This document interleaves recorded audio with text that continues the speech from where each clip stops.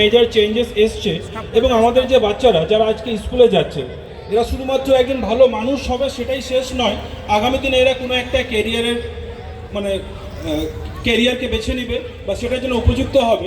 তো আগামী যে সময়টা আসছে বা যে টেকনোলজিক্যাল যে ওয়ার্ল্ডটা যেদিকে আমাদের মুভ করছি সেটা কোন দিকে যেতে চলেছে, যেটার জন্য আমাদের বাচ্চারা এখন থেকে প্রস্তুতি নিতে পারে, এই বিষয়টাতে একটু আপনার মতামত আমরা বা আপনার অবজারভেশন আমরা স্যার একটু জানতে চাই। আসসালামু আলাইকুম, ধন্যবাদ মডারেটর এত সুন্দর একটা প্রশ্ন দেওয়ার জন্য এবং অনেকখানি আমার ফিল্ডে আমি অভিজ্ঞতা শেয়ার করার সুযোগ পাবো। প্রশ্নটা আমি একটু রিপিট করছি এবং খুব সিম্পলভাবে বলার চেষ্টা করছি যে এখনকার পড়াশোনা কিভাবে ট্রান্সফার করছে, কিভাবে চেঞ্জ হচ্ছে বা পরিবর্তন হচ্ছে, আর এই পরিবর্তিত পরিস্থিতিতে কিভাবে একটা ছাত্র প্রিপেয়ার্ড হবে, কিভাবে এই পড়াশোনাটা ট্রান্সফার করছে, পরিবর্তিত হচ্ছে, তার এক লাইনে যদি বলা হয় তাহলে এরকম হচ্ছে যে আজ থেকে 10 বছর আগে যদি আমি পড়াশোনার পরিধিটাকে ধরে প্যাটার্নটাকে দেখার চেষ্টা করি তাহলে আগে ছিল পাঠ্যপুস্তক এবং শ্রেণীকক্ষের মধ্যে এডুকেশনটা সীমাবদ্ধ ছিল। আজকের দিনে সেটা নেই। আজকের দিনে এইরকম কোনো বেরিয়ারই নেই একটা ছেলের ক্ষেত্রে, এটা কোনো শিক্ষার্থীর ক্ষেত্রে। ফলে এডুকেশনটা এখন যে মাত্রায় পৌঁছেছে সেই মাত্রা থেকে বুঝতে গেলে কয়েকটা প্যারামিটার আছে, কয়েকটা ক্ষেত্র আছে, সেই ক্ষেত্র অনুযায়ী আমি বুঝতে পারি। প্রথম যে ক্ষেত্র সেটা হচ্ছে ডিজিটাল লার্নিং। ডিজিটাল লার্নিং আজকে দেখবেন ক্লাস 5-এর ছেলে, 6-এর ছেলে, মাধ্যমিক ক্যান্ডিডেট কোনো একটা ডিজিটাল প্ল্যাটফর্ম ইউজ করে পড়াশোনা করছে, আরও বেটার প্রিপারেশন নিতে পারছে।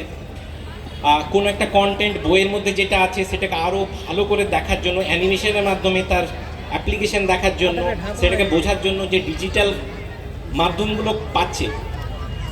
খান স্যারের নাম আমরা শুনেছি, অবোধ ওঝার নাম শুনেছি, তারা প্রত্যেকেই কিন্তু এই ডিজিটাল প্ল্যাটফর্মগুলোকে ইউজ করে বেটার একটা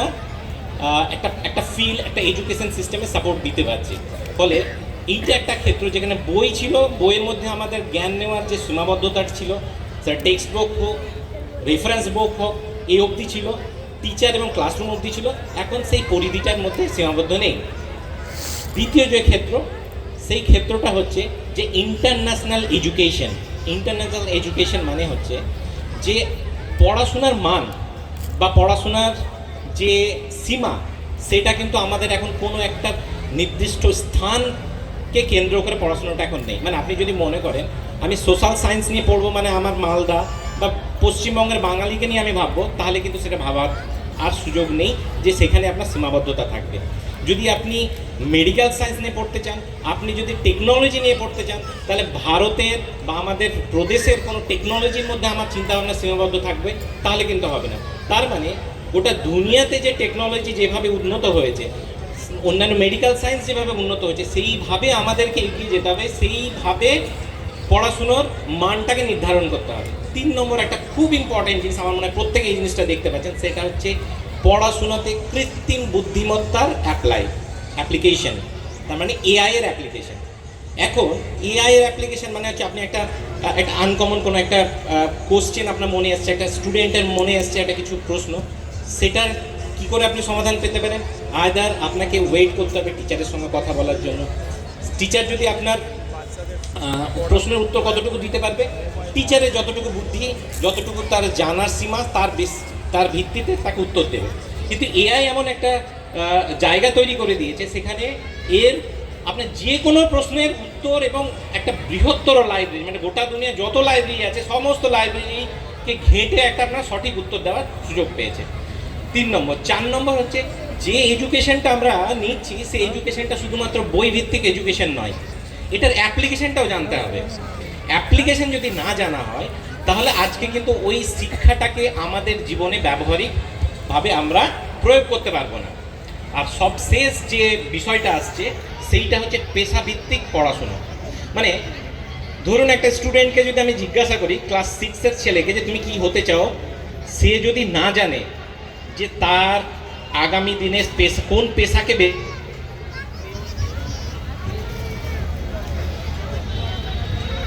সে অনুযায়ী যদি সে প্রিপারেশন না নিতে পারে তাহলে সে পিছিয়ে গেল। তার মানে একটা ছেলে ক্লাস মানে ইভেন বলবো আমি প্রাইমারি স্টেজ থেকে তার একটা লক্ষ্য থাকবে, সে বুঝবে যে আমি এই লক্ষ্যেই পড়াশোনা করব। কারণ একটা ছেলে যদি মনে করে আমি উচ্চ মাধ্যমিকের পরে ডিসাইড করবো আমি কোন কেরিয়ার নেবো, তাহলে সে পিছিয়ে গেল। তো এই পেশাভিত্তিক পড়াশোনার বিষয়টাকেও মাথায় রেখে এগোতে হবে। এখন এই কটা ক্ষেত্রে যেভাবে পড়াশোনাটা ট্রান্সফার করেছে, পরিবর্তিত হয়েছে, সেখানে একটা স্টুডেন্ট কিভাবে নিজেকে প্রিপেয়ার করবে, বা একটা স্কুল বা গার্জেন কিভাবে একটা বাচ্চাকে তৈরি করার ক্ষেত্রে চিন্তাভাবনা করবে, সেটা প্রথম যে বিষয়টা হচ্ছে যে বাচ্চাটার মধ্যে কোন দক্ষতাটা আছে সেটাকে খুঁজে বার করতে হবে এবং সেই অনুযায়ী একটা কোনো টার্গেট তাকে বেঁধে দিতে হবে এবং সেই মুখেই তার পড়াশোনা হবে এবং তার প্রিপারেশন হবে। দ্বিতীয় যে কথাটা অলরেডি আমি আগে বললাম, যে কোনো পড়াশোনায় তার ব্যবহারিক যদি প্রয়োগ না জানে তাহলে সে কার্যক্ষেত্রে সেটা অ্যাপ্লাই করতে পারবে না বা একটা ভালো প্রফেশনালস তৈরি হতে পারবে না। এবং 3 নম্বর যে বিষয়টা সেটা হচ্ছে স্কিল ডেভেলপমেন্ট, মানে প্রত্যেকটা কাজে স্কিল দরকার, সে পড়ানো হোক, ইঞ্জিনিয়ারিং হোক, মেডিকেল সায়েন্স হোক, প্রত্যেকটা ক্ষেত্রেই স্কিল ডেভেলপমেন্টটা খুব জরুরি এবং সেই প্যাটার্নটা কিন্তু একদম বাচ্চা অবস্থা থেকে স্টার্ট করতে হবে। বিভিন্ন ইংলিশ মিডিয়াম স্কুলগুলো সেই জন্য কী করছে, ছোটো থেকে মোটর স্কিল ডেভেলপমেন্টের জন্য খুব জোর দিচ্ছে। তো এই জায়গাগুলোকে ধরতে হবে। এবং সর্বশেষ যে কথাটা বলতে চাই সেটা হচ্ছে আগামী যে সময়টা আসতে চলেছে সেটা তথ্য প্রযুক্তি সমস্ত ক্ষেত্রে, ইভেন মেডিকেল ক্ষেত্রে আপনি বলুন বা এডুকেশন সিস্টেম, সব জায়গায় কিন্তু টেকনোলজি একটা আসতে চলেছে। এবং আমাদের ব্যবহারিক জীবনে একটা কৃষক, তাকেও কিন্তু টেকনোলজি ইউজ করতে হচ্ছে বা হবে। ফলে এই জিনিসটা মাথায় রাখতে গেলে আমাদেরকে যেটা হচ্ছে টেকনোলজির ইউজটাকে সঠিকভাবে তুলে ধরতে হবে। ধন্যবাদ স্যার। ধন্যবাদ আপনার স্যার। এই অবজারভেশনের মধ্যে থেকে আমার দুটো প্রশ্ন, যে প্রথম কথা হচ্ছে ডিজিটাল এডুকেশন। এই ডিজিটাল এডুকেশনে নো ডাউট স্টুডেন্টের জন্য এটা হাইলি বেনিফিশিয়াল, কিন্তু এটার মাঝখানে কি একটা বড় অংশ ছাত্রছাত্রীরা এটার প্রতি কি কোনো যে অ্যাডিকশন বা যেটাতে হয়তো মিসইউজ করছে, এটা আমরা কিভাবে কন্ট্রোল করতে পারি? আচ্ছা, খুব সুন্দর প্রশ্ন। একটা উদাহরণ থেকে আমি প্রশ্নটার উত্তরে আসি। চিনি ভালো, তো আমরা চিনি প্রত্যেক দিন ইউজ করি, কিন্তু এই চিনিটার যদি মাত্রা ঠিক না থাকে বা চিনিটাকে সঠিকভাবে আমি ব্যবহার না করি, এটাই কিন্তু আমাদের দেহের জন্য পয়জন হতে পারে। ডিজিটাল এডুকেশন যখনই একটা বাচ্চা নিচ্ছে তখনই এমন কিছু ডিভাইস ইউজ করতে হবে যেখানে কিন্তু তার মিস ইউজ করার সম্ভাবনা থাকছে। ফলে সেইটা গার্জেন এবং স্কুলকে মাথায় রাখতে হবে যে ডিজিটাল যে প্ল্যাটফর্মটা ইউজ করছে পড়াশোনার জন্য সেইটা কোনোভাবেই যেন মিস ইউজ না করে। তাহলে সেই বিষয়টা মাথায় রাখতে গেলে প্রথমে আমাদের প্রিন্সিপাল স্যার যেটা বললেন যে ট্রেনিং, তাহলে সেই টিচার্সদেরকে তাহলে সেটার সাথে ইন্টার রিলেটেড যে এটাও আমাদের ট্রেন্ড হতে লাগবে, যে how to psychologically control the students to avoid the misuse of electronic. আর আরেকটা স্যার আপনার কাছে আমি আসবো, আরেকটা যেটা আপনি বললেন যে এআই, আর্টিফিশিয়াল ইন্টেলিজেন্স বা যে জব, তো আমরা ছোট্ট গল্প বলি যে কিছুদিন আগে এক ড্রাইভারের সামনে আমরা গল্প করতে করতে জাস্ট ওটা গল্প শোনাচ্ছিলাম যে আগামী দিনে একটা সময় আসছে যে আর ড্রাইভারের দরকার হবে না, গাড়িগুলো সব নিজে নিজে চলবে, অটো পাইলট। তখন ওই ড্রাইভারটা বেশ ইনোসেন্ট একটা কোয়েশ্চেন করলো, দাদা তাহলে আমাদের পেশা কী হবে, আমরা তাহলে কী করে খাবো? এই যে আতঙ্কটা যে আর্টিফিশিয়াল ইন্টেলিজেন্স, এটা কি জব ক্রাইসিস মানে করবে বা এখানে ম্যান পাওয়ারটিকে এলিমিনেটেড হয়ে যাবে, এটা একটা আতঙ্ক। তো এই বিষয়টা স্যার আপনার কাছে একটু ক্লারিফিকেশন চাই। আচ্ছা, প্রথম প্রশ্নটা আমি বলি, যেহেতু সময় সংক্ষিপ্ত, শর্টের মধ্যে দেওয়ার চেষ্টা করছি। প্রথম হচ্ছে টিচার ট্রেনিং। স্যার খুব সুন্দরভাবে বলেছেন, আমি খুব বেশি এলাবোরেট করব না বিষয়টাকে, শুধু একটাই পয়েন্ট বলি যে যতক্ষণ আপনি নিজে ট্রেন্ড নন ততক্ষণ অন্য কাউকে কী করে ট্রেন করবেন। একজন ভালো ড্রাইভার না হলে আরেকজনকে ড্রাইভিং শেখাতে পারবে না। ফলে প্রথমে টিচারদেরকে এর জন্য খুব ভালো করে ট্রেন হতে হবে এবং এইটা শুধুমাত্র টিচারদের মধ্যে থাকলে হবে না, কারণ একটা স্টুডেন্ট সবসময় স্কুলে থাকে না, বা একটা পার্ট থাকে যেখানে বাচ্চাকে কিন্তু তার বাবা মার সঙ্গে বা তার পরিবারে থাকতে হয়। তাহলে আমি বলবো টিচারদের ট্রেনিং তো দরকার, একটা নমিনাল কমপক্ষে ট্রেনিং কিন্তু তার গার্জেনদেরও দরকার, গার্জেনদের অ্যাওয়ারনেস দরকার। এটা হলো প্রথম প্রশ্নের উত্তর। দ্বিতীয় প্রশ্নের উত্তর যে হ্যাঁ, এআই এবং টেকনোলজি যেভাবে এগিয়ে আসছে সেখানে সত্যি এমন একটা ফেজের মধ্যে আমরা আসতে চলেছি যেখানে অনেক কিছু টেকনোলজি নিজের থেকে করবে। তাহলে এই অবস্থায় কি হবে? এখানে খুব সুন্দর একটা বিষয় আসতে চলেছে, সেটা হচ্ছে যে যোগ্যতমের কি ছিল, ডারউইনের থিওরি ছিল, সার্ভাইভাল অফ দ্য ফিটেস্ট। ওকে, তো যে ফিট করবে সেই কিন্তু বেঁচে থাকবে, একদম সেই ফেজটা আসতে চলেছে। তার মানে এখানে শুধুমাত্র সেই লোকগুলোই সঠিকভাবে কাজ করার সুযোগ পাবে যাদের যোগ্যতা আছে। কি করে?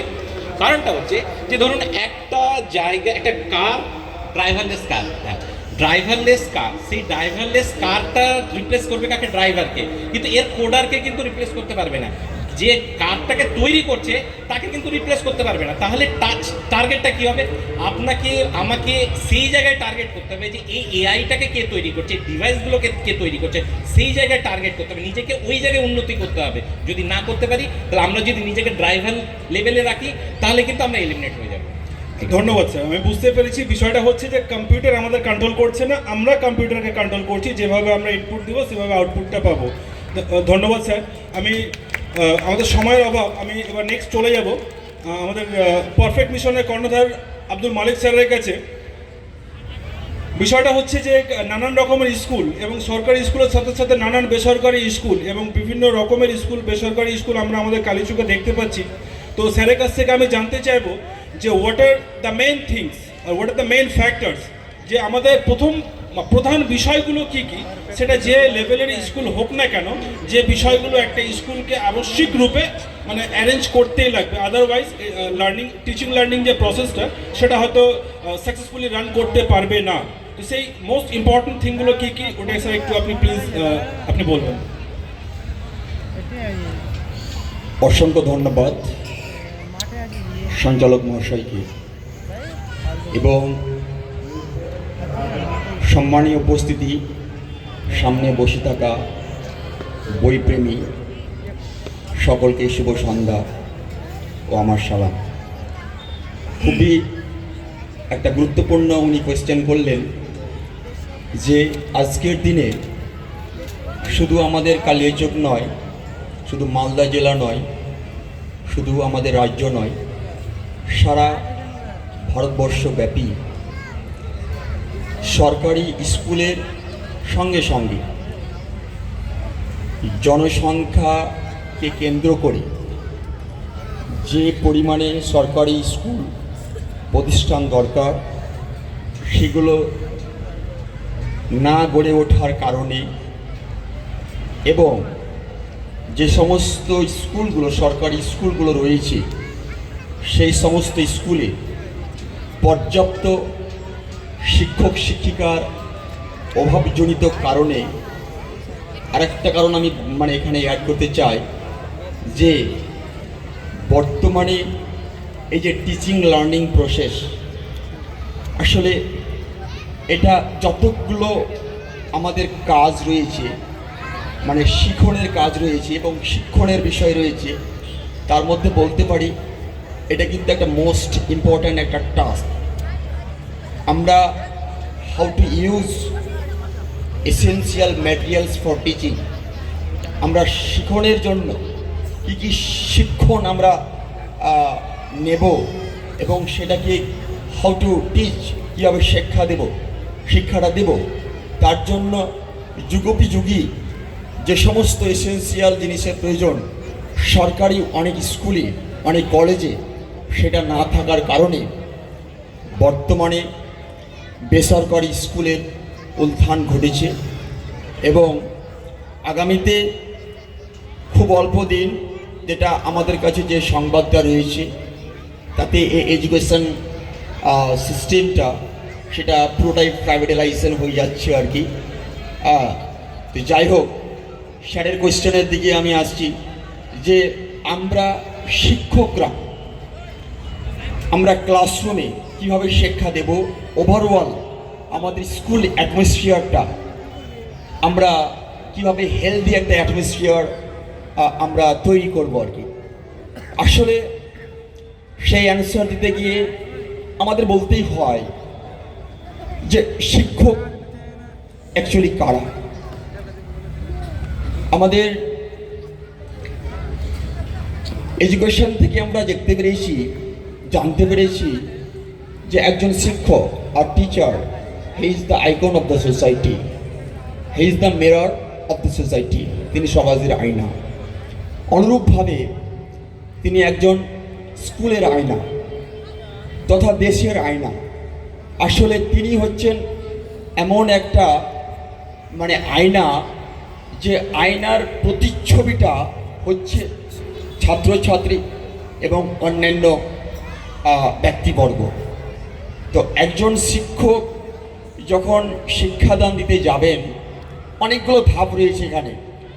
প্রথমত ম্যানারগত ব্যাপার রয়েছে। একজন শিক্ষক যখন ক্লাসে শিক্ষাদান দিতে যাবেন, প্রথমেই তিনাকে ওয়েল ম্যানার্ড হতে হবে, ওয়েল ড্রেসড হতে হবে। শিক্ষক সুলভ ড্রেস পরিধান করে তিনাকে ক্লাসে যেতে হবে। ক্লাসে দাঁড়ানোর একটা সিস্টেম রয়েছে। ব্ল্যাকবোর্ড বা ডিজিটাল বোর্ড, এখনকার যুগে যে ডিজিটাল বোর্ডটা রয়েছে বেটার লার্নিং টিচিং লার্নিং প্রসেসের জন্য, যেটাও আপনি কোয়েশ্চেন করেছেন আর কি। তো যাই হোক, সেখানে দাঁড়ানোর একটা সিস্টেম রয়েছে।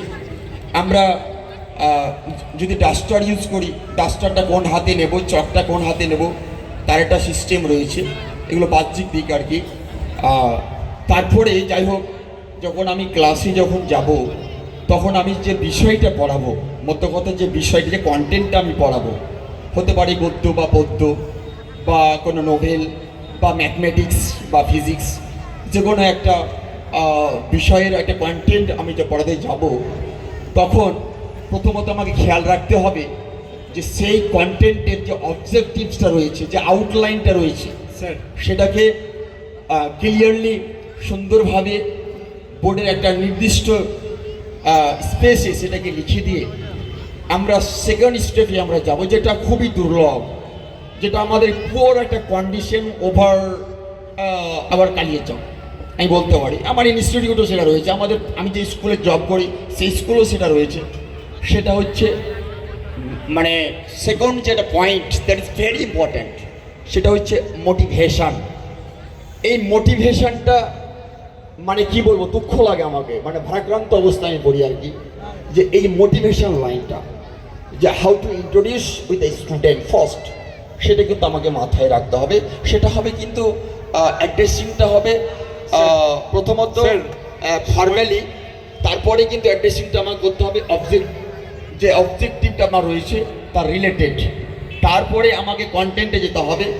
এবার কন্টেন্ট কোন ধরনের রয়েছে সেই কন্টেন্টে একটু রিকোয়েস্ট, কারণ আচ্ছা, টাইমের থ্যাংক ইউ। আমি সময় আসলে বিষয়টা কোয়েশ্চেনটা হয়ে যাচ্ছে অনেকটা ব্রড, মানে আমি অ্যানসারটা মানে অল্প করে দেওয়া কঠিন। আমি- যাই হোক, আমি অল্পক্ষণে দেওয়ার চেষ্টা করছি ইনশাল্লাহ। যাই হোক, আর তারপরে আমরা কন্টেন্টে যাব। কন্টেন্ট রিলেটেড যে ম্যাটারটা রয়েছে আমাকে দেখতে হবে, সেটার জন্য আমাকে যদি ম্যাটেরিয়ালস, এক্সট্রা ম্যাটেরিয়ালস লাগে, সেই ম্যাটেরিয়ালস আমাকে অবশ্যই সংগ্রহ করতে হবে। আর যদি যে ডিজিটাল বোর্ড যেটা রয়েছে, প্রজেক্টর মেশিন বা ডিজিটাল বোর্ড যেটা রয়েছে, সেখানে কিন্তু বিভিন্ন কন্টেন্ট কিন্তু থাকে আর কি। কন্টেন্ট রিলেটেড যে ইমেজগুলো রয়েছে সেটা কিন্তু থাকে।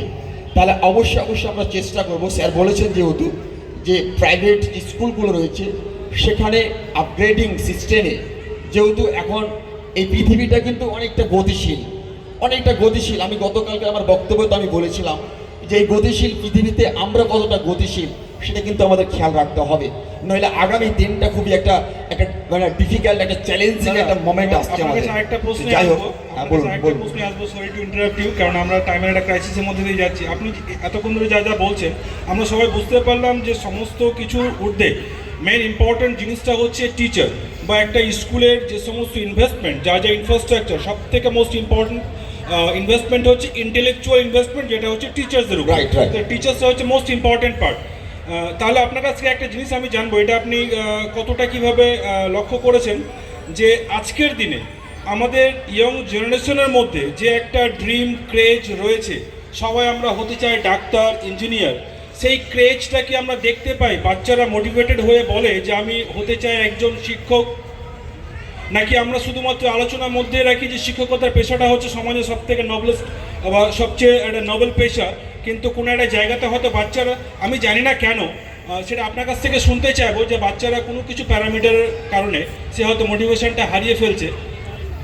এটা কি আপনাকে কিভাবে দেখছেন, বা এটা কি আপনি কিভাবে লক্ষ্য করেছেন? মানে একজন শিক্ষার্থী, আমাদের স্টুডেন্টদের মধ্যে যে ক্রেজটা রয়েছে যে আমি এটা হতে চাই সেটা হতে চাই, কিন্তু শিক্ষক হতে চাই, এটা কিভাবে বা কতটা লেভেলে স্টুডেন্টরা মোটিভেটেড, এটা কীরকম, এটা আপনার কাছ থেকে শুনতে চাইবো, যেহেতু আপনি একজন স্কুলের শিক্ষক, আপনাকে হায়ারিংয়ে যেতে দেখুন হবে। এই বিষয়টার উত্তর দিতে গিয়ে প্রথমেই বলতে হয়, আমি রিকোয়েস্ট করবো একটু কনসাইজ, কারণ আরো অনেক ইভেন্ট রয়েছে। তো বিষয়টা এক্ষেত্রে আমাকে যেটা বলতে হয় সেটা হচ্ছে, দেখুন বাচ্চাদের মধ্যে শিক্ষক হব এই যে চিন্তা বা এই ক্রেজটা বা এই ইন্টেনশনটা এই মানে মোটিভটা, এই ডিজায়ারটা কিন্তু ছাত্রছাত্রীদের মধ্যে বর্তমানে নেই। তো কেন নেই সেই বিষয়টার ক্ষেত্রে আমি যেটা বলতে চাই সেটা হচ্ছে, আমরা সর্বশিক্ষা অভিযানে যেটা দেখেছি, লিটল আইজ অলওয়েজ লুক আপন দি অ্যাটমসফিয়ার। ছোট্ট বাচ্চারা কিন্তু সবসময় পরিবেশের দিকে তাকায়। অ্যাকচুয়ালি এই ক্ষেত্রে বর্তমান রানিং জেনারেশনের স্টুডেন্টরা যে শিক্ষক হতে চাচ্ছে না, তাদের মানে মোস্ট অফ দ্য স্টুডেন্ট তারা চাইছে যে আমি ডক্টর হব, আমি কি বলে যে ইঞ্জিনিয়ার হব, মানে এই দিকে যাচ্ছে। এটা কিন্তু অ্যাকচুয়ালি আমাদের কিন্তু এটা আনন্দের বিষয় নয়, এটা আমাদের খুবই একটা দুঃখের একটা বিষয়। মানে টোটাল বিভিন্ন ক্যারিয়ারের যে ব্যালেন্স রয়েছে, এই টোটাল ক্যারিয়ার ব্যালেন্স সম্মিলিত ভাবে যে আমাদের দেশ তথা আমাদের এই টোটাল ওয়ার্ল্ডটাকে আমরা যে ইমপ্রুভ করব, সেখানে কিন্তু একটা গ্যাপ সৃষ্টি হচ্ছে আর কি। মানে আমরা খুবই চিন্তিত আগামী কিছুদিন পরে যে আমরা শিক্ষক খুঁজে পাবো কিনা। বুঝতে পেরেছি স্যার, মানে ফিজিক্স পড়ে, কেমিস্ট্রি পড়ে আমি ডক্টর হব, রাইট, ইঞ্জিনিয়ার হব, রাইট, শুধু তাই নয়, আমি একজন ভালো রাষ্ট্রপতি হব, it's wall contribution from a teacher. আমি একজন ভালো ডক্টর হব, it's wall contribution from a teacher. আমি একজন ভালো পলিটিক্স হব, it's wall contribution from a teacher. সমস্ত প্রফেশনের রোল মডেল হচ্ছেন একজন শিক্ষক। এই শিক্ষকতা এই জন্য একটা মহৎ পেশা, একটা মহান পেশা। পৃথিবীর এমন কোনো একটা পদ নেই, এমন কোনো একটা জায়গা নেই, এমন কোনো মানুষ নেই যে একজন শিক্ষকের সাথে তিনার তুলনা করা যায়। অতএব একজন শিক্ষক always is in a সুপারিয়ার position. আমরা এবার নেক্সট এতে চলে যাব। বুঝতে পেরেছি যে আমাদের শিক্ষকতার এই পেশার দিকে স্টুডেন্টরা হয়তো কোনো কারণের জন্য নিজেদের মোটিভেশনটা হারিয়ে ফেলছে। এটা আমাদের সমাজের কাছে এটা খুব দুঃখজনক ঘটনা। এটা আমাদেরকে সকলকে মিলে ভাবতে লাগবে যে আগামীতে ভবিষ্যতে আমরা যেন ভালো শিক্ষক সমাজ থেকে হারিয়ে না ফেলি। আমি রিকোয়েস্ট করবো, কারণ অনেক ইভেন্ট রয়েছে দাদা, প্লিজ।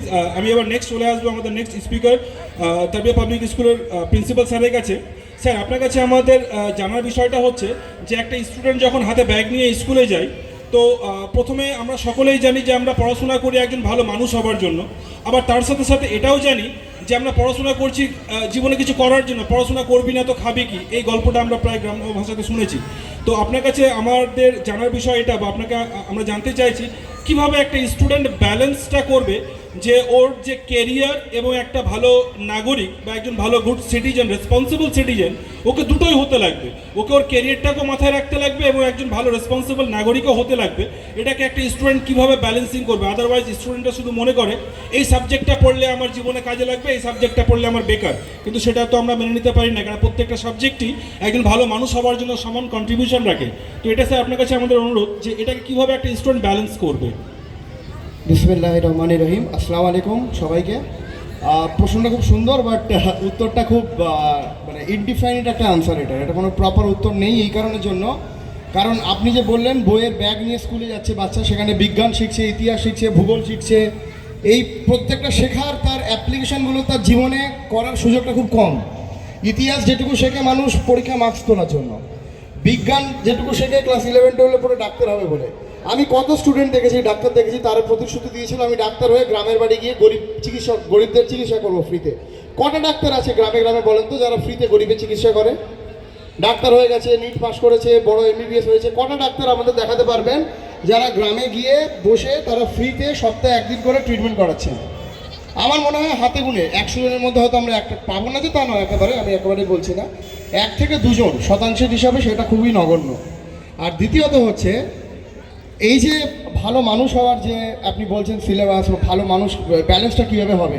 কারণ আমার বাচ্চা, আমি যখন স্কুলে যাচ্ছি টিচার তাকে শেখাচ্ছে ইতিহাস, ভূগোল, বিজ্ঞান, বাংলা, ইংরেজি, বিভিন্ন সাবজেক্ট শেখাচ্ছে, কিন্তু ভালো মানুষ হওয়ার তো কোনো বই হয় না, ম্যানুয়াল হয় না, বা ভালো সিটিজেন হওয়ার কোনো ম্যানুয়াল হয় না। এই যে বইমেলা বসেছে এত বড়, এই বইমেলা ঘুরে ঘুরে কেউ আমাকে যদি একটা বই এনে দেখাতে পারেন যেখানে লেখা রয়েছে ভালো মানুষ হওয়ার বই বা ভালো সিটিজেন হওয়ার বই, তাহলে আমি সেটা পড়ে অন্তত এই প্রশ্নের উত্তর দিতে পারবো। আর দ্বিতীয় কথা, এটা শুধু এই বইমেলা বলে নয়, মালদা বইমেলা, কলকাতা বইমেলা, লন্ডন বইমেলা, নিউ ইয়র্ক বুক ফেয়ার, পৃথিবীর যত বড় বড় শহর আছে, তাবড় তাবড় শহর আছে, যেখানে এই বই পাওয়া যাবে how to become a good human being, সেটা আমরা সেই বইমেলাতে সেই বই আমরা পাবো না কখনোই। এই বইটা পাওয়া যাবে আমাদের এই বইয়ের পাঠ দিয়ে গেছেন 1400 বছর আগে হযরত মুহাম্মদ সাল্লাল্লাহু আলাইহি ওয়াসাল্লাম। তিনি আমাদের বলে দিয়ে গেছেন কীভাবে ভালো হিউম্যান বিং হতে হবে।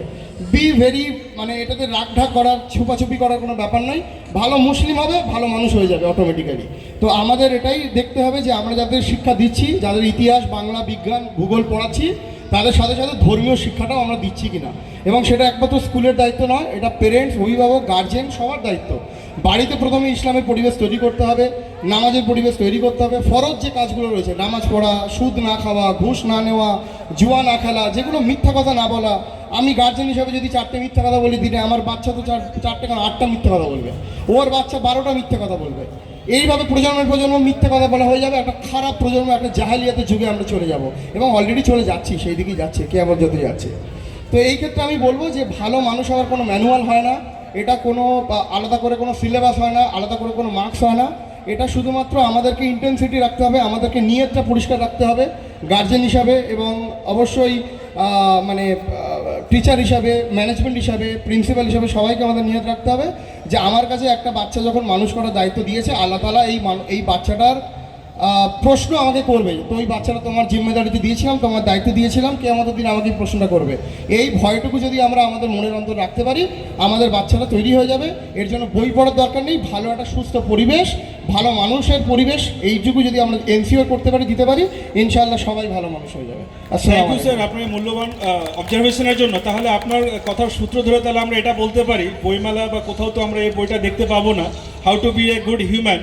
তাহলে আমরা এই সিদ্ধান্তে হয়তো আপনার অবজারভেশন থেকে আসতে পারি যে কেরিয়ারটাকে বিল্ড আপ করার জন্য আমাদের যে সিলেবাসের বই, আর ভালো মানুষ হওয়ার জন্য যে যা নিজের ধর্মীয় বই, এটাকে হয়তো আমরা সিদ্ধান্তে একটা আসতে পারি। আপনার মতামত চাইছি। হ্যাঁ, অবশ্যই অবশ্যই নিজের ধর্মগ্রন্থকে গুরুত্ব দিতে হবে, নিজের ধর্মীয় কালচার, সংস্কৃতি, এটুকু গুরুত্ব দিতে হবে। বড় কথা হচ্ছে প্রত্যেক ধর্মের যে বেসিক কনসেপ্ট, মিথ্যা কথা না বলা, চুরি না করা, ঘুষ না খাওয়া, সুদ না খাওয়া, এই যে বেসিক যে কনসেপ্টগুলো রয়েছে, সেগুলো যদি আমরা নিয়মিতভাবে ফলো করি, অ্যাজ এ পেরেন্টস হিসাবে, অ্যাজ এ ম্যানেজমেন্ট হিসাবে, স্কুল হিসাবে, যদি আমরা এগুলোকে ফলো করতে পারি, ইনশাল্লাহ আমাদের প্রত্যেকটা বাচ্চা সে আমাদের দেখে দেখে তারা বড় হবে, তারা অবশ্যই পরিবেশটা পেলে তারা অবশ্যই একজন ভালো প্রফেশনাল হবে এবং ভালো হবে। এবং তার জন্য ছোটোবেলা থেকে তাদেরকে প্র্যাকটিক্যাল এক্সপোজারটা দেওয়া উচিত। আমি ভালো, আমাদের হাদিসে আসছে প্রতিবেশী যেন না খেয়ে থাকে, আর আমি আমার রমজানের সময় আমি একটু জাকাত পেমেন্ট করে দিচ্ছি, আমার যেটুকু জাকাত আছে দিয়ে আমি সুখী হয়ে যাচ্ছি না। আমার বাচ্চাকে আমি পাঠাবো, তাকে কন্ট্রিবিউট করতে শেখাবো। যেখানে রমজানের প্যাকেজ লাগবে, আমি একটা গরিব ঘরে 500 টাকার একটা রমজানের প্যাকেজ পাঠিয়ে দেবো। এবার আমি আমার বাচ্চাকে দিয়ে আরও 4টে কমিউনিটি ওয়ার্ক করাবো, হেল্প করাবো। আমার বাচ্চা যদি একটু বড় হয়, আমি মাদ্রাসায় পাঠিয়ে দেবো, পরিষ্কার করাবো। স্যার আপনি একটা স্কুল পরিচালনা করছেন, আপনি যে বিষয়টা বলছেন, এই বিষয়টার উপরে দাঁড়িয়ে থেকে স্যার আপনার স্কুল বা আপনি কিভাবে ইনিশিয়েটিভ নিচ্ছেন, একটু যদি প্লিজ আমাদের গাইড করেন বা আমাদের যদি বলেন। আমরা এক্স্যাক্টলি তারবিয়া পাবলিক স্কুলের তরফ থেকে আমরা আলহামদুলিল্লাহ আমরা চেষ্টা করি, আমরা জানি না এটাতে সমাজ পরিবর্তন তো সম্ভব নয়, আমরা চেষ্টা করছি। আজকে প্রোগ্রাম দেখলেন, আমরা চেষ্টা করেছি যাতে আমাদের রুচিশীলতা বজায় রেখে, সামাজিকতা বজায় রেখে আমরা যাতে প্রোগ্রাম করতে পারি, পারফরমেন্স করতে পারি। আর দ্বিতীয়ত, আমরা গত বছর যেমন আমাদের রমজান মাসে আমরা আমাদের স্টুডেন্টদের দিয়ে, হস্টেলের বাচ্চাদের দিয়ে, আমাদের প্রায় 100 জন স্টুডেন্ট, প্রায় 25টা 4টে-5টা গাড়িতে করে তারা বিভিন্ন গ্রামে গিয়ে তারা রামাদান কিটস তারা ডিস্ট্রিবিউট করেছে, তারা নিজেরা কন্ট্রিবিউট করেছে। তাদের যে পকেট মানি টাকাটা যারা পায় বাবা মার কাছ থেকে, সেখান থেকে কেউ 50 টাকা দিয়েছে, কেউ 100 টাকা দিয়েছে, দিয়ে একটা প্যাকেজ বানিয়েছে 500 টাকার। 500 গ্রাম মুড়ি ছিল, তাতে কিছু হয়তো তেল ছিল, কিছু সবজি ছিল, কিছু মশলা ছিল, এইসব দিয়ে তারা বিভিন্ন জায়গাতে গ্রামে গঞ্জে গিয়ে তারা কন্ট্রিবিউট করেছে। কিন্তু এগুলো বলার বিষয় নয়, এগুলো কন্ট্রিবিউট করেছে ঠিক আছে, এটা মানে পার্সোনাল রাখাটাই বেটার, ব্যক্তিগত রাখাটাই বেটার, সেটা সবাইকে উৎসাহ দেওয়াটাই আমাদের স্প্রেড করে, সেটা ভালো হোক আর খারাপ হোক, সে উৎসাহ দেওয়ার জন্য সবাইকে জানাই। ভালো কাজটা যদি আমরা সকলকে জানাই এই উদ্দেশ্য নিয়ে, যেটা যত স্প্রেড করবে সোসাইটি তত বেশি রিফাইন্ড এবং আরো ডেভেলপ করবে, সেই নিয়তটা যদি আমাদের পরিষ্কার থাকে, তাহলে স্যার জানার তো কোনো ক্ষতি নেই। এক মিনিট। আর স্যার আপনার মতামত যখন ইনিশিয়েটিভ নিয়েছেন, তো আমি আপনার কাছ থেকে একটা শুধু ফিডব্যাক জানতে চাইবো যে এই ইনিশিয়েটিভগুলোর পক্ষে বাচ্চাদের মানসিকতার মধ্যে কি কোনো পরিবর্তন, নাকি শুধু এখন ইনিশিয়েটিভের পর্যায়ে রয়েছে, এটা কোনো একটা রেজাল্ট আপনারা দেখতে পাচ্ছেন? এটা তো একটা কন্টিনিউয়াস প্রসেস। আমাদের হাদিসে এসছে যে আল্লাহর কাছে সেই আমল বেশি প্রিয় যে আমল সংখ্যায় অল্প হবে কিন্তু কন্টিনিউটি থাকবে, কন্টিনিউয়াসলি করা হবে। তো এটাও একটা ছোট্ট একটা আমল, কিন্তু এটা যদি কন্টিনিউটি হতে থাকে, এটা বছরে একবার করে দিলাম, 4টে গরিব লোকের সাথে মিট করলাম, করে আমি তাদেরকে একটুখানি মানে রমজান প্যাকেজ দিয়ে দিলাম, এটা সলিউশন নয়।